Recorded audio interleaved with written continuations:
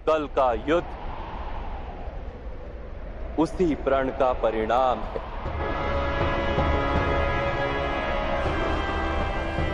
नहीं वासुदेव,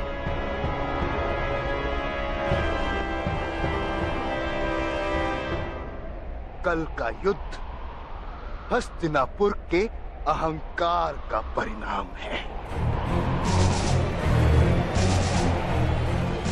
हस्तिनापुर ने अपनी शक्ति दिखाकर मेरी प्रिय बहन के भाग्य पर पट्टी बांध ली। उस दिन मैंने स्वयं को वचन दिया, या तो हस्तिनापुर मेरी बहन को उसके बलिदान का उपहार देगा या उसका मूल्य चुकाएगा। बलिदान के लिए उपहार अथवा मूल्य?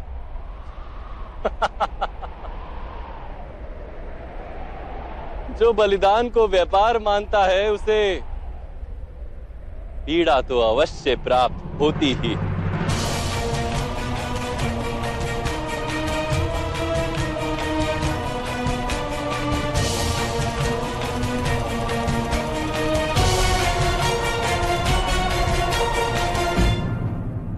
विचित्र बात है कि बलिदान दिया आपकी बहन ने और उसका व्यापार बनाया आप। वास्तव में आप प्रतिशोध की आड़ में स्वयं अपने आप को समृद्ध और बलवान बनाने की इच्छा रखते थे। अपने कर्मों को बलिदान कहकर स्वयं अपने आप को मत छलिए मामाश्री। छल छल छल मैं कर रहा हूं या आप कर रहे हैं वासुदेव? इस युद्ध को धर्म युद्ध कहकर आप सारे आर्यवर्त को छल रहे हैं।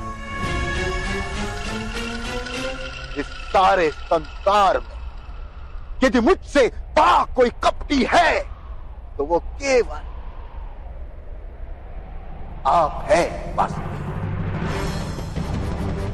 मुझे पूर्ण विश्वास है कि आपके इस धर्म युद्ध में आप छल का प्रयोग करके अधर्म अवश्य करेंगे।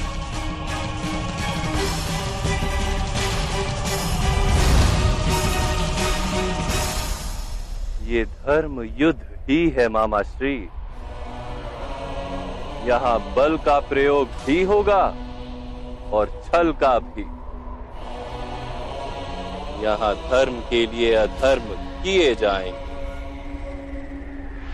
सत्य का रक्षण करने के लिए असत्य कहे जाएंगे, जीवन के लिए मृत्यु दी जाएगी,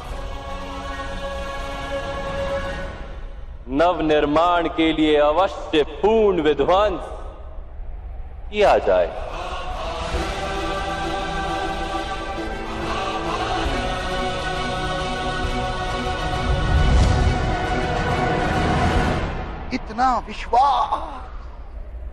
इतना विश्वास से आपको पांडवों के सामर्थ्य पर?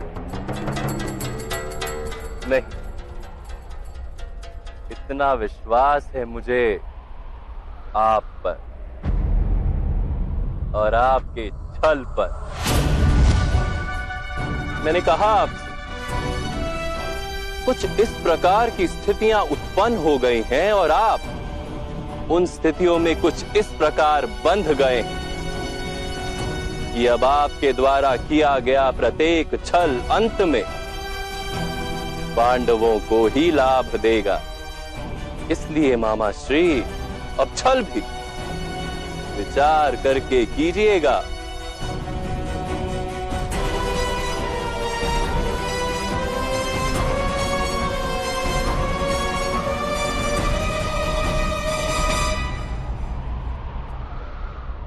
कल से आपके हर छल का, हर कपट का, हर अधर्म का उत्तर मिलेगा।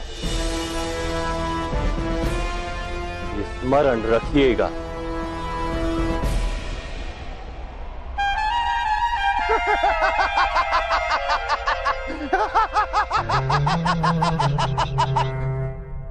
स्मरण तो आप रखिएगा वासुदेव। आपने इस युद्ध में शस्त्र ना उठाने का प्रण लिया है।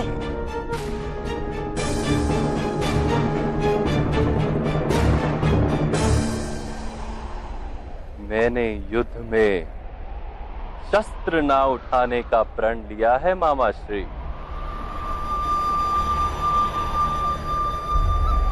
किंतु मेरी शक्ति मेरे शस्त्र नहीं। इस रणभूमि में मैं धर्म की शक्ति लेकर खड़ा, वही मेरा शस्त्र है और वही मेरा कवच है। और मैं स्वयं आपके प्रिय पांडवों का कवच।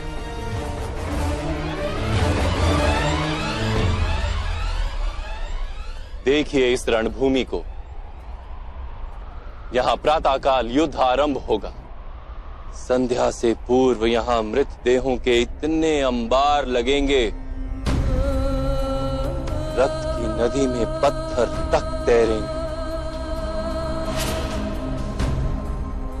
इतना रक्त बहेगा यहां कि अनंत काल तक इसकी मिट्टी लाल हो जाएगी।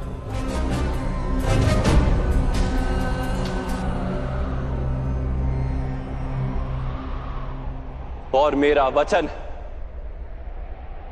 इस भीषण युद्ध में जिसकी भी मृत्यु होगी, उसको अंत समय में वास्तविक धर्म अवश्य दिखाई देगा।